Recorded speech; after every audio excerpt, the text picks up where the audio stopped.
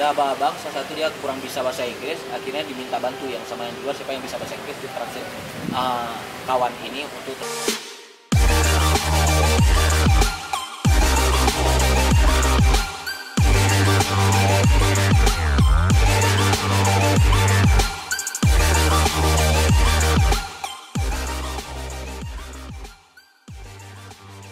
bahasa Indonesia ke bahasa Inggris, malah dimudahkan lah. Halo, hai semua, ketemu lagi sama aku di sini setelah lama sekali nggak buat video. Hari ini saya kedatangan seorang sahabat yang baru pulang dari Turki. Nggak pulang sih sebenarnya, cuman kayak liburan ya, Rizkan ya. Lagi liburan di sini sebentar. Nah, menarik ya, karena kuliah di Turki sebelumnya kita belum pernah bahas tentang bagaimana sih asal mulanya bisa kuliah di Turki, bagaimana proses administrasi dan registrasinya sampai Rizkan ini bisa kuliah di Turki. Kita sapa dulu Rizkannya. Halo Rizkan. Halo. S1-nya di bidang apa Rizkan? Sosial politik, political science di Universitas Syakwal. Kemudian ngambil kuliah S2 ke Turki bidang political science juga. Iya juga. Political science juga. Kenapa bisa satu bidang? Karena kan kadang-kadang ini ya menarik kalau kadang pinginnya ganti jurusan atau lain sebagainya gitu. Ini masih tetap pilih political science. Ada alasannya nggak? Political science sebetulnya lebih ke apa ya? Kan saya cuma coba lebih ke generalnya ke sosial ya. Cuman ada peluang ke Turki saat itu ya political science, sosial politik. Terus saya lanjut. Peluang maksudnya di sini karena kan ini kan yang nonton mungkin adik-adik yang masih SMA atau bahkan mungkin S1 udah selesai pengen mau nih nyoba beasiswa Turki gitu. Peluang ini maksud di sini seperti apa sih, Miska? Jadi kan contohnya gini, saya generalnya kan social science. Saya lihat misalnya saya bagi tuh misalnya peluang ke Turki itu apa yang menarik.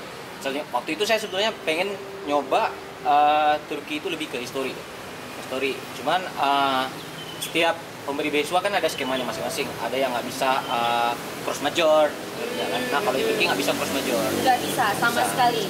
Nama beasiswanya apa? Waktu itu Miska? YTB. Turki Ruslan. YTB. Berarti kalau search di internet websitenya itu tulis aja YTB Turki langsung keluar. Langsung ya, keluar ada ya. rekomendasi Dan langsung. ternyata YTB beasiswa ini sendiri tidak boleh cross major. Sudah nggak boleh cross Nah major. itu dia ya mungkin yang perlu di highlight juga bahwa memang harus major itu gitu. Yeah. Menurut saya sih kalau saya pribadi melihat malah itu satu peluang besar juga karena kan kita udah punya major yang kuat di S1 itu, jadi nambunginnya tuh lebih mudah kan sebenarnya. Untuk bisa membuat orang menarik akan aplikasinya Rizkan, misalnya yang Rizkan tahu waktu itu gitu, yang saya buat seperti apa yang membuat Rizkan tuh akhirnya terpilih lah gitu, masukin aplikasinya. Untuk masukin aplikasi online, karena sistem mereka kan kita masukin ke website mereka, terus kita isi, termasuk isi essay, ya kemudian ya kita apply. Nah kemudian kan mereka penyaringan administrasi, kemudian kalau memang lolos administrasi dia nggak menarik. Nanti ada pengumuman untuk wawancara kan, wawancara itu. Berarti kita mulai dari aplikasi tadi, ada kemampuan bahasa diminta ya? Kemampuan bahasa, nah menariknya skemanya sama sih lah, Turki, China, Korea itu kan TOEFL or IELTS itu kan sebagai pelengkap. Tapi kan syarat utamanya kan mereka lebih ke hal-hal lain, karena mereka kan punya skema pemberian support pelajaran bahasa atau kurs bahasa selama setahun. Nah kalau misalnya untuk TOEFL or IELTS itu untuk support, tapi bukan wajib gitu ya? Bukan wajib ya. Apalagi bahasa Turki juga pasti bukan wajib waktu daftar. Iya. Jadi jangan merasa udah minder duluan karena nggak bisa bahasa Turki, nggak jadi masalah ya. Karena kan banyak yang mikir kayak harus ke Turki harus bisa bahasa Turki dulu, tidak kan? Iya. Ada malah yang tahun 2018 ya, saya kesempatan untuk wawancara di Hermes Hotel. Ada abang-abang, salah satu dia kurang bisa bahasa Inggris, akhirnya diminta bantu yang sama yang di luar, siapa yang bisa bahasa Inggris di translate kawan ini untuk terjemahin bahasa Indonesia ke bahasa Inggris. Malah dimudahkan lah. Pas wawancaranya. Pas wawancara, kan misalnya kan ada kejadian di mana mungkin gugup ya yang diwawancara itu. Nah, dia nggak lepas dari bahasa Inggris. Ya udah, pihak pemberi beasiswa atau pihak wawancara juga panggil siapa yang bisa bantu beliau sebentar untuk lebih mudahkan dalam komunikasi. Make it easy ya. Iya, make it easy. Waktu itu berarti Rizkan masukin TOEFL atau IELTS kayak gitu? IELTS saya masukin IELTS. Kemudian ijazah ya? Pasti Ijazah ya? itu pasti translate translate ijazah, kemudian rekomendasi, 2 rekomendasi. Kemudian data-data diri, itu dari kalau nggak salah saya dari SMP sampai SMA mereka tracknya gitu. Kemudian prestasi juga, prestasi apa misalnya apa yang udah dilakuin sama di wilayah masing-masing. Menurut Rizkan tuh berpengaruh nggak sih pas aplikasi awal itu kayak misalnya prestasi tadi atau essay juga berpengaruh? Itu berpengaruh, tapi kalau menurut saya lihat analisa pribadi ya, paling penting pasti essay, essay ya. Karena kan essay itu bicara mereka baca karakter kita, visi misi ke depan. Gimana sih cara mappingnya biar essay kita itu bisa bagus gitu? Waktu itu saya nggak tahu karena mungkin pengalaman sebelumnya yang pernah gagal, ada beberapa yang gagal. Jadi Rizkan ini pernah gagal ya? Pernah gagal itu saya mencoba hal yang ibaratnya gini, kita cari hal yang unik. Unik itu kan kita harus cari kan apa yang menarik. Saya kesempatan waktu itu cari essay yang menyangkut tentang Aceh, Indonesia, sama Turki. Nah waktu itu memang lagi ada konflik yang Rohingya kan. Rohingya gimana caranya saya ngambil tentang Rohingya tapi ngenaknya ke Indonesia, ngenaknya Turki, ngenaknya Aceh dan Rohingya. Jadi saya ngambil nggak triangle sih, maksudnya saya ngambil polanya gini. Saya ngambil kasus Rohingya yang mereka kebanyakan terdampar dan Aceh, ya kan? Aceh kan narik lagi ke sayanya karena saya orang Aceh gitu kan. Kemudian yang nampungnya pemerintah Indonesia, saya narik lagi ke Indonesia dan saya narik lagi ke pola yang pemberi beasiswa yaitu Turki, dan Turki adalah salah satu negara yang mensupport pendanaan untuk pengungsi Rohingya ini. Jadi saya bikin itu dengan outputnya nanti bisa penelitian itu output nanti ke depan Indonesia bisa mengikuti pola yang Turki lakukan meski bukan negara ASEAN tapi dari jauh negara jauh mensupport kasus Rohingya ini. Jadi saya bikin essay tentang itu. Saya putar itu dengan referensi berbagai salah satunya peneliti dari Turki juga saya ambil referensi ya alhamdulillah kan mereka tertarik gitu. Berarti di sini juga kayak baca peluang kali ya? Iya, baca peluang, lihat konsep pemberi beasiswa itu mereka punya apa ya? Punya target masing-masing ya. Baca targetnya mereka. Contohnya misalnya pemberi beasiswa Turki ini kan lebih fokusnya ke humaniora. Cari yang topik-topiknya humaniora yang menarik bagi mereka. Berarti kalau misal mau ngecek beasiswa ini seperti apa, ya harus lebih rajin-rajin ya, detail lihat tujuannya kemana, terus tarik-tarik garis merahnya gitu, harus mampu. Mungkin bagi yang belum biasa itu nggak mudah juga gitu sebenarnya Rizkan. Karena kan kadang kemampuan kita melihat masalah juga masih menjadi nggak semua orang bisa gitu. Berarti ya paling baca ya, harus banyak baca melihat isu yang bisa dikembangkan untuk penelitian kita ke depan kan. Updated juga istilahnya ya, terbaru gitu ya. Iya. Terus lihat ini menarik nggak, terus pertimbangkan lagi kan, daya tariknya apa, karena saya memakai trik di mana pemberi beasiswa ini gimana korelasi antara negara kita sama korelasi pemberi beasiswa dan peluang mereka. Nanti Indonesianya akan dapat apa, negara lainnya dapat apa gitu ya. Nah itu harus pintar-pintar kita merangkai katanya.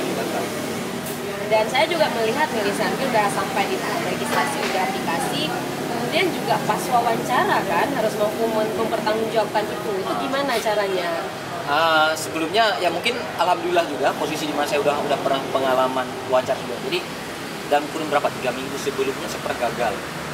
Dan ya wajar lah gagal dengan beasiswa lain ya. Dengan beasiswa lain pernah diundang ke Jakarta, wawancara di Jakarta dengan lebih ketat dan akhirnya membal ke saya itu artian akhirnya banyak hikmah ke saya kan. Akhirnya saya ubah polanya ketika wawancara, jadi saya wawancara, saya jadi diri saya sendiri, saya nggak ikut pola-pola orang mungkin ngikut trik atau apa, saya pede aja, ya udah saya lepas aja gitu apa yang ditanya saya ngomong. Sampai mereka pernah nanya juga profesimu apa, sampai terakhir mereka nanya juga kan ini Turki kan Anda tahu sendiri bahwa nggak perlu bahasa Inggris untuk ke sana kan, karena kan kami support bahasa Turki. Saya juga sempat bilang gini ya kan, kalau misalnya saya nggak bisa bahasa Inggris, bagaimana saya menjawab pertanyaan-pertanyaan dari wawancara Anda gitu. Itu untuk menunjukkan bahwa Rizkan punya kemampuan di bahasa Inggris. Ya itu salah satunya. Tapi yang lebih terpenting adalah media komunikasi kan. Ketika kita nggak bisa bahasa Inggris, bagaimana ketika mereka wawancara kita gitu. Terus juga saya pernah dengar nih Rizkan, dia memang nggak bisa bahasa Inggris tapi bisa lulus bahasa Turki. Itu mungkin banget ya? Mungkin sangat mungkin. Ada beberapa contoh yang mereka lebihnya di tahfidz. Contohnya tahfidz kan, mereka cuma bisa bahasa Arab. Ya rezeki dari merekanya, karena terkadang kan skema humaniora ini kan banyak dia unik ya, unik. Belum lagi contohnya Turki ini kan mereka student culture salah satunya, lalu skema beasiswa student culture, student story, mengikat informasi yang pernah terjadi sebelum masa Ottoman. Jadi peluangnya lebih besar, dan mereka nggak lihat terlalu besar di bidang bisa bahasa Inggris, karena mereka setelah lolos mereka support bahasa Turki, tapi mereka bakal melihat kuncinya, oh si anak ini pernah kerja misalnya tahfidz Al-Quran kan unik. Tahfidz Al-Quran kan nggak semua orang bisa gitu kan. Jadi kita cari aja kali ya yang kita punya lebih, yang kita harus pede dengan itu. Gitu. Makanya jadi diri sendiri itu penting kan.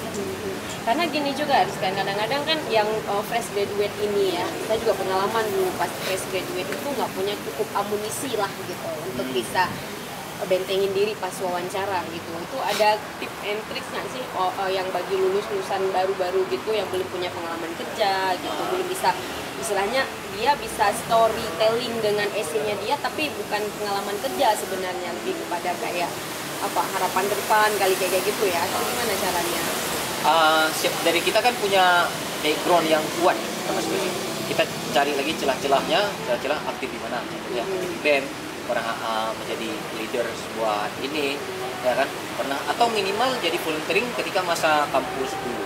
Itu bisa juga kita ini. Terus apalagi kalau misal mumpuni, sertifikat kita mumpuni dan jarang dimiliki oleh orang. Kan bicara fresh graduate kan biasanya dihitung setelah selesai kuliah kan. Tapi kan pengalaman pribadi ini kan nggak serta-merta setelah lulus kuliah. Kan masa-masa kuliah kita kumpulin lagi pernah di aktivitas kegiatan ini, impact-nya apa kan mereka lihat dari kegiatan-kegiatan itu benefit dari kitanya yang kegiatan itu apa kan. Nah dicari kan kita lihat yang keunikannya yang nggak sama orang. Nah itu biasanya. Terus kan ketika ini kan mereka lihat karakter performance. Punya anaknya cukup aktif meskipun setelah lulus pernah nganggur atau mungkin, tapi kan setelah dilihat dari track record studi pendidikan, ekstrakurikulernya cukup mumpuni kan, itu daya tariknya juga bisa ditarik mereka. Saya juga penasaran satu lagi nih Rizkan, misalnya kan waktu wawancara itu sebaiknya kita tuh lebih banyak dari kita memberitahu atau kita ikut alur aja, mereka yang bertanya kita menjawab. Itu mungkin lebih spesifik sih pertanyaan, tapi ini kayak wawancara. Pengalaman Rizkan tuh baiknya seperti apa? Kalau saya pribadi ya, karena kan bicara pengalaman kan setiap orang beda-beda. Ini pengalaman saya, waktu itu saya let it flow, maksudnya ngalir aja. Kalau apa yang ditanya ya saya jawab. Saya nggak ngembangin lagi. Nggak create something gitu nggak? Iya, misalnya ditanya air, saya nggak akan jawab kopi, teh dan sebagainya. Kalau ditanya air, saya jawab air. Karena mungkin karena pengalaman saya gagal sebelumnya, yang terlalu banyak saya ngomong, akhirnya saya introspeksi diri lah. Apa yang ditanya kita jawab gitu kan. Tapi kan setiap orang punya skema berbeda-beda, pola yang berbeda-beda. Menurut yang Rizkan yakini sekarang, ya kayak tektokan aja gitu ya. Iya, kalau ditanya ini saya jawab ini. Nggak usah yang meng-create something yang di luar itu gitu ya, karena pengalaman anak-anak yang baru lulus S1 juga gitu kan kebanyakan kan kayak takut nanti terlihat dia tuh lemah dibandingkan dengan aplikan lain dengan yang mendaftar lain, jadi dia mencari-cari something yang besar gitu. Jadi back to kembali ke diri sendiri aja ya. Yang menurut Rizkan itu adalah kunci keberhasilan diri Rizkan sendiri waktu akhirnya Rizkan lulus besok. Ya alhamdulillah lah kita support dari doa dan sebagainya. Tapi ya jadi saya maksudnya saya sugesti diri bahwa saya bisa. Karena sampai ada yang cerita nih Rizkan, mungkin agak lebih nyantai aja ya. Kayak beberapa orang mau diwawancara ketika beasiswa tuh ada yang bawa berkas ini, ya, ada yang pakai baju udah bagus banget gitu, maksudnya kayak jas kalau cowok kan ada beberapa orang kadang jas aja nggak punya gitu. Nah, yang kayak gitu kan kadang-kadang down duluan kan mental kita sebelum masuk ke ruang wawancara, karena menarik wawancara ini. Karena menurut Rizka udah beberapa kali mengikuti wawancara, untuk meningkatkan PD kita masuk ke dalam tuh seperti apa sih, atau buang aja tuh pikiran-pikiran lain? Nah ini menarik juga sebenarnya, saya menceritakan sedikit bagaimana pakaian seseorang itu, penampilan orang itu mempengaruhi mental kita. Saya pernah tes IELTS di Medan itu dengan sigap, saya udah pengalaman pengalaman untuk masuk ke tes. Kan AIS itu kan lebih strict ya, lebih ketat, ada foto, ada berapa hal lah administrasi yang dilengkapi. Nah, pas saya tes itu ada berapa Chinese, mohon maaf ya, Bukan rasis. iya bukan rasis, Chinese. Mereka kan udah well prepared. Nah, yang bikin saya mental down-nya adalah ketika mereka tes pakai baju bola, celana pendek. Nah, kita kan udah pakaian bagus. Dan bagus lah, mentalnya kan jatuh kan. Nah, itu jadi feedback ke diri saya sendiri juga. Oh, pernah kejadian gini, wah ke depan kalau misalnya ada penampilan atau ya yang sifatnya begitu, itu nggak pengaruh ke kita. Jadi saya banyak belajar dari pengalaman yang sebelumnya pernah gagal. Artinya, oh ini harus prepare ini. Karena gagal itulah yang akhirnya yang membentuk kepedean saya waktu itu. Karena kan ada yang orang kayak yang saya bilang tadi bawa berkas kayak sertifikat gitu. Ya itu kan? juga jadi apa namanya? Saya mikir juga ya. Misalnya contoh, ada dalam satu skema beasiswa itu yang diwawancara itu ada sekitar mungkin 60 sampai 100. Seberapa banyak yang bakal diterima dan menggunakan skema itu. Itu. Contoh kan ada trik, misalnya trik. Ya, kita ada sekitar 60 orang mungkin bakal melakukan trik seperti itu. Sedangkan yang pewawancara mungkin udah pernah dia lihat hal-hal pola berulang itu 3 tahun sebelumnya. Jadi ya akhirnya saya menyimpulkan, jadi diri sendiri aja lah. Kalau misalnya saya mengambil pola trik-trik itu kan saya akan mengikuti pola yang sama dari 30 orang, 40 orang. Jadi nggak ada hal menarik lagi. Berarti Rizkan nggak rekom kayak gitu, tapi kalau merasa saya bukan nggak rekom, tapi kalau merasa perlu ya udah gitu, bawa ya. Tahap wawancara selesai, kemudian pengumuman ya via email ya, via email. Udah pengumuman lulus, kemudian persiapan untuk ke Turkinya itu seperti apa Rizkan? Karena ada kadang beasiswa kan semua persiapan harus sendiri gitu ya, mulai dari visa dan lain sebagainya. Ada juga yang kayak dibantu, dipermudah kali dari awal sampai akhir. Rizkan sendiri ke Turkinya dari mulai keluar pengumuman bahwa lulus sampai ke Turkinya itu seperti apa persiapan keberangkatan? Balik lagi sedikit ya tentang bagaimana pengumuman. Pengumuman waktu itu seingat saya pagi pokoknya pagi lah, setelah makan ngopi dapat email. Oh alhamdulillah kan, ya bersyukur lah kan, macam ya seperti yang saya katakan tadi last chance kan. Tapi saya lihat yakin nggak, oh ya alhamdulillah. Terus saya cari mekanisme, maksudnya syarat-syaratnya apa. Makanya udah ada prepare dari kawan-kawan alumni ini, maksudnya bukan alumni, apa namanya, kandidat ini, mereka bikin grup kan sama ada itu, udah apa yang bisa kita lakukan. Oh rupanya harus berkas kan, embassy ke Jakarta tanggal berapa, maksudnya ya kita keep in touch kan di grup. Udah ada kemudahan, kita ngumpul juga komunikasi sama anak-anak yang yang kandidat di daerah kitanya sendiri di Aceh. Udah kapan berangkat, kita berangkat bareng. Apa yang kurang kita cari tuh informasi. Alhamdulillah ada kemudahan kan di sana, visa dan sebagainya. Dan waktu itu saya juga dilematis juga karena orang tua saya naik haji ya. Di tahun yang sama. Di bulan yang sama orang tua naik haji, saya ngurus berkas. Dan di selesai berkas itu saya alhamdulillah lulus lagi China-nya. Beasiswa lain, beasiswa China. Beasiswa China. Mau diskusi sama orang tua juga, orang tua udah naik haji ya. Akhirnya saya diskusi sama paman saya, gimana saya ngambil China atau ngambil Turki. Saya waktu itu antara dua sih, sebenarnya saya prefer ke China, cuman orang tua atau keluarga lebih prefer ke Turki. Jadi saya memahami makna bahwa ridho itu di atas segalanya. Makanya udah saya pilih ke Turki waktu itu. Ya udah, yang beasiswa ke China itu saya tolak. Saya keep dulu, saya urus yang Turki. Akhirnya keputusannya datang dengan sendirinya kan. Ya udah, saya bulatkan tekad ke Turki ya gitu. Tapi kalau bicara mekanisme setelahnya, alhamdulillah ada kemudahan karena daripada kandidat ini bikin grup WhatsApp ya, bisa komunikasi apa yang kurang bisa kita tanya di situ. Ya. Berapa pembayaran visa dan sebagainya. Itu kayaknya kelebihan juga kalau misal sudah ada alumni sebelumnya ataupun pas lulusnya tuh ada beberapa orang gitu, karena kadang kalau beasiswa itu kita sendiri doang ya udah kita usaha sendiri gitu. Berarti waktu itu lumayan banyak juga orang yang dari Aceh yang lulus Turki. pas tahun saya itu nggak lebih dari 10 lah. Tapi ya standarnya kalau Aceh itu biasanya 5 ke atas pasti ada. Apakah ada kelebihan untuk masyarakat Aceh Ya, sendiri? kalau Aceh itu ada privilege. Makanya ada wawancara khusus di Aceh. Oh, nggak perlu ke Jakarta pas Nah, wawancara? jadi kalau beasiswa Turki ini mekanisme wawancara ada dua di tempat, pertama di Jakarta, yang kedua di Banda Aceh. Berarti itu juga sudah menunjukkan bahwa beasiswa Turki ini bisa menjadi opsi buat teman-teman yang dari Aceh ya, karena kan udah ada privilege tadi itu. Berangkat sampai di sana berarti belajar bahasa, Belajar ya? bahasa. Belajar bahasa. Ribet nggak? Susah nggak belajar bahasa Turki? Susah. Bahasa Turki itu salah satu bahasa lama ya, bahasa lama. Jadi bahasa yang susah ya dipelajari lah. Dia termasuk dalam 5 besar bahasa yang susah di dunia. Dia memang agak berbeda nih, plural, grammar atau aturan bahasanya agak beda karena verbnya di belakang, kata kerja di belakang. Tantangan sendiri berarti ya untuk bisa lulus Ya bahasa, sangat bahasa itu. agak beda kan karena bahasa Inggris belum tentu benar, kita harus belajar bahasa baru. Dan mereka ngajarinya dalam bahasa Turki. Ya, Itu udah biasanya kayak gitu tuh.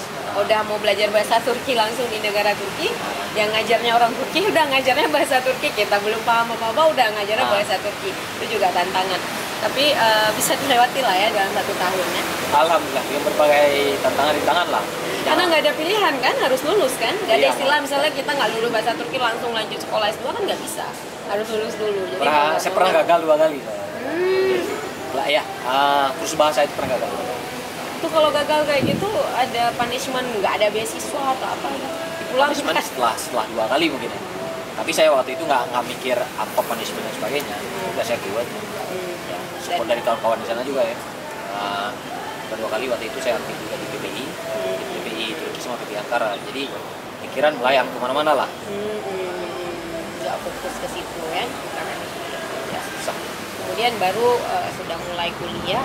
Gimana sistem pendidikan di sana, Rizkan? Dibandingin sama Indonesia mungkin ya, dari kayak semesteran atau gimana sih kayak kuliah sama dosennya seperti apa gitu?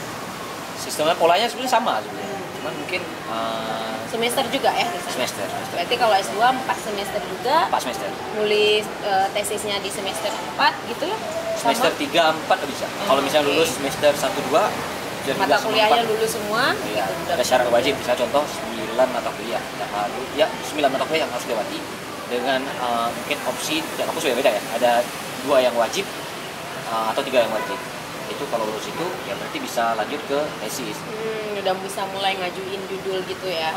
Dan itu harus persis kayak kayak aplikasi dulu judulnya. Jadi kan ketika masuk ke tahap tesis, kita kan ajuin judul ke kampus. Nah, kita juga harus ajuin judulnya ke pihak pemberi beasiswa. Kalau misalnya pihak pemberi beasiswa ACC dan kampus ACC, berarti ya lanjut. Nah, Ada yang ditolak memang? ada beberapa Karena apa? pertimbangan dari pihak pemberi beasiswa sendiri. Kayak Mungkin mereka bakal telepon nanti, ini kamu kurang cocok, kamu bisa ganti. Ada juga yang kita pertahanin, saya susah nih cari advisor, kan? Advisor udah oke nih. Ya, kalau kita bisa pertahanin, ya bisa goal judulnya. itu berarti harus ada hubungan dengan negara Turki itu penelitiannya, atau boleh pure tentang daerah kita asal jurusan kita, atau gimana cara ngambil judul itu sendiri? Harus ada hubungan dengan Turki, harus ambil di Turki atau gimana? Nggak jadi suatu persyarat khusus. Kalau misalnya dari kita kan minta judul nih, bukan minta judul, ajuin judul ke advisornya. Biasanya kebanyakan kalau udah advisor ACC biasanya lebih mudah ke pihak pemberi beasiswanya. Cuma pertimbangan mungkin ganti jack, waktu kajian palingan, ya itu. Setelah itu baru ada perubahan. Menarik sih kalau udah bicara penelitian kan, pasti kita lama gitu kayak Rizkan kalau mengambil dari semester 3 berarti 1 tahun tuh bakal ngurusin tesis itu terus kan. Jadi kan itu butuh kayak semacam kita tertarik juga dengan bidang itu ya kan. Kita ngerjain itu setahun, jadi kan butuh semangat yang lebih. Tapi saya juga tertarik dengan istilahnya ketika memang supervisornya tahu ini mahasiswa internasional nih kan, mahasiswa luar Turki gitu, kayak Rizkan mahasiswa Indonesia gitu, itu dimudahkan nggak sama supervisornya? Kan kadang-kadang mungkin ada privilege juga karena mahasiswa internasional, ada nggak kayak gitu di Turki? Ada pastinya. Cuma kan kita harus baca karakter dari advisor sendiri ya. Jangan kan di luar negeri, di kita sendiri juga harus kita baca karakternya mereka kan. alhamdulillah misalnya contohnya untuk saya ya dia tahu kamu masih internasional. Jadi contoh terakhir semester terakhir saya bikin tugas dan alhamdulillah dapat nilai bagus. Karena kenapa? Saya apresiasi sama kamu karena kamu datang dari negeri orang mau belajar bahasa Turki dari nol, effortnya besar gitu. ya kan. Terus nulis 7 halaman untuk yang bahasa itu susah kan. Itu proses yang lama. Jadi ya saya bantulah kamu. Tapi ada juga yang pengalaman yang nggak enak ya pastilah. Oh, berarti itu kembali ke personal ya. Personal, tapi kebanyakan alhamdulillah di Uganda. Karena pernah dengar yang kayak gitu Rizka, jadi pernah dengar ada negara-negara tertentu tuh kalau udah lihat oh ini mahasiswa internasional kayak lebih dimudahkan aja dibandingkan mahasiswa lokal di sini. Jadi ya udah gitu ya tergantung advisernya ya. Dan selesai insya Allah tahun depan ya, tahun ini. Amin, target saya akhir tahun. Akhir tahun ini, berarti pas 4 semester. 4 semester, enggak lebih.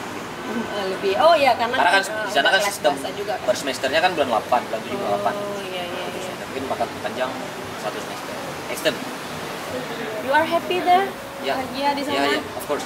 Apa sesuatu yang paling menarik selama jadi mahasiswa di sana gitu? Yang ini bisa menjadi kayak gambaran kehidupan mahasiswa di sana. Di sana kan mahasiswa kan ada privilege. Dan yang menariknya kita punya kantin ada kantin 2 kantin, ibaratnya dapur satu, ada subsidi makanan dari pihak kampus untuk makan siang. Ibaratnya kita ke warung makannya, kita kalau di kampus saya itu berapa ya waktu itu, sekitar 3 ribuan, udah makan enak, alhamdulillah. Dan karena itu salah satu paling dikenal. Mahasiswa. Iya, kita ngisi saldo aja, tinggal masuk tab, udah tinggal ngantri makan. Karena dianggap mungkin mahasiswa tuh masih butuh nutrisi ya. Ya bisa jadi, ya? bisa jadi. Tapi kantin luar ada juga. Nah itu mungkin ya satu hal yang menarik yang ya. Kalau lain-lain, Rizkan, karena kita tahu ya Turki negara Islam juga, mungkin dari segi ibadah, ke masjidnya dan lain sebagainya ada yang menarik nggak di sana? Kalau masjid, misalnya kan ada juga ya. Misalnya jam Jumat, kita bilang aja minta izin untuk sholat. Yang nggak sholat silakan, yang sholat silakan. Jadi hal itu juga mungkin jadi pertimbangan ya kalau mau kuliah di negara Islam itu mungkin yang memudahkan gitu. Iya, yang makanan udah pasti halal. Mungkin sebelum kita tutup, terus kan ada kayak pesan buat yang mau daftar beasiswa Turki ini, sebenarnya yang paling urgent itu apa sih harus dipersiapkan terus biar lulus tuh harus apa? Nah, pertama kita harus pahami bahwa pemerintah beasiswa itu ada sekitar 60 sampai 65 orang kuota per tahun di Indonesia. Dan beasiswa ini menerima S1, S2 dan S3. Meskipun ada skema satu lagi beasiswa Dianet ya khusus untuk jurusan agama. Tapi itu bisa dicoba dan dibukanya bulan 1 sebelum 2 sebulan. Kalau yang tadi yang YBS ini yang YTB itu lebih umum. Jadi mereka dibagi satu lagi ke Dianet. Bulan berapa? Sama juga ngikut satu ambil bulan 2. Tinggal pilih aja skema ke Dianet biasanya cuma satu itu beasiswa untuk agama. Jadi anak-anak Dianet ini kuotanya sekitar berapa ya, lupa saya, lebih dari 10 lah atau 5 atau 4, lupa saya. Jadi mereka nanti digembleng bahasa Turki juga bahasa Arab karena kan lebih ke mereka punya skema untuk spreading religiosity kan, cetak tahfiz Quran, khusus beasiswa itu skema. Tapi yang support dari Kementerian Agamanya ya. Tapi kalau yang ITB ini kan banyak diktinya kita lah. Nah, yang harus disiapin kan ada berkas-berkas tuh syarat-syaratnya. Pertama, contoh S1 translate ijazah, kemudian isi target khususnya apa, visi misi kan harus dipaparin. Kemudian ada juga ekstrakurikulernya apa, itu harus kan. Terus ngisi di aplikasinya. Terus yang dari SMA masuk S1 itu nilai UN nanti kenapa milih Turki ya, masing-masing punya tahap sendiri lah.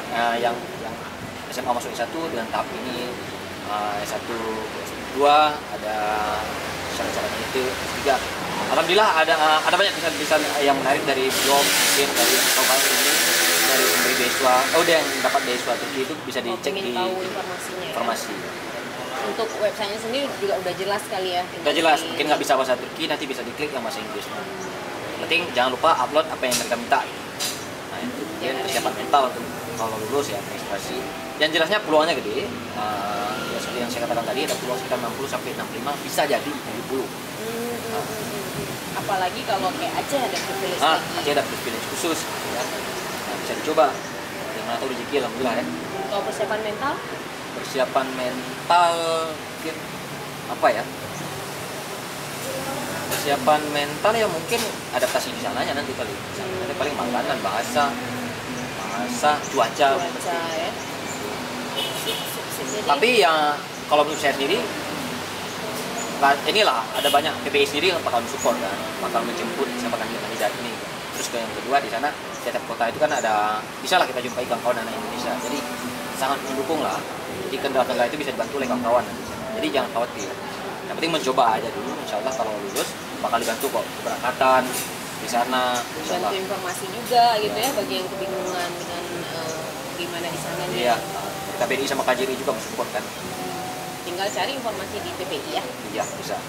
Terima kasih Rizka. Yo, sama-sama. Informasinya sangat bermanfaat. Insya Allah semoga bisa bermanfaat juga buat yang nonton ya. Amin. Sampai jumpa lagi. See you.